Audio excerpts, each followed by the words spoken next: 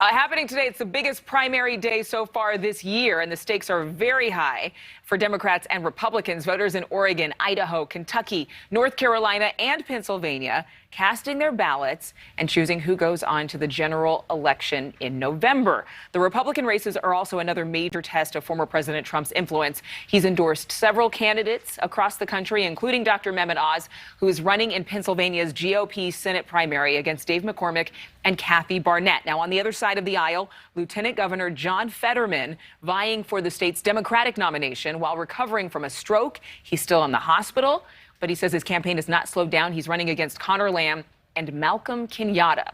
Our Kelly Meyer live in the battleground state of Pennsylvania this morning with more. Kelly.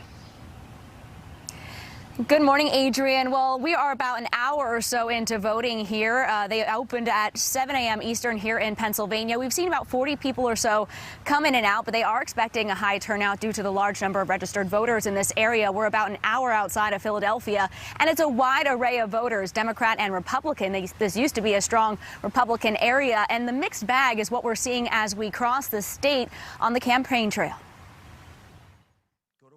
In Pennsylvania, it's a rush to the finish for three of the state's leading Republican candidates, Dr. Mehmet Oz, David McCormick, and Kathy Barnett, all fighting for that last-minute vote. I was on the fence.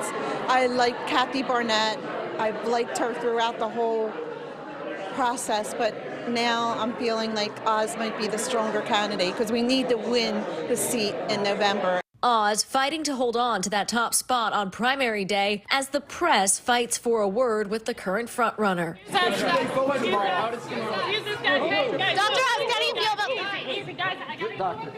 Oz did take questions during a town hall-style election eve event. The crowd also hearing a surprise message from former President Donald Trump, who endorsed the candidate over McCormick and Barnett.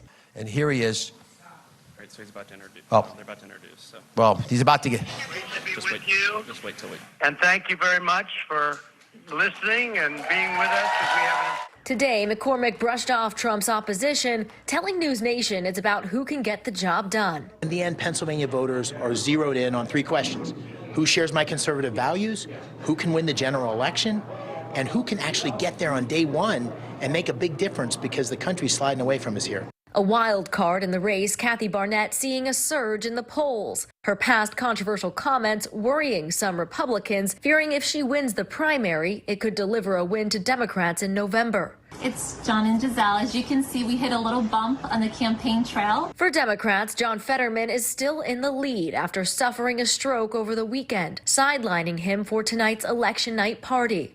And in North Carolina, early voter turnout expected to surpass 2018 totals, with all eyes on two races and two Trump-endorsed candidates, Ted Budd in the Senate and Madison Cawthorn, who will face the voters after a series of controversies from Trump today saying Cawthorn deserves a second chance. But he'll need to pull off 30% of the vote to avoid a runoff in his seat.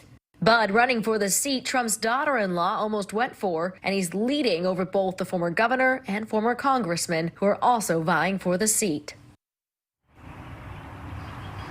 And we're watching for that division on Decision Day on display, not just between Democrats and Republicans, but between the parties themselves. That will likely play out here in the primary and on to the November midterms. Adrienne? Thank you so much for watching. Make sure to click on the red subscribe button below so you can get more of NewsNation's fact-driven, unbiased coverage.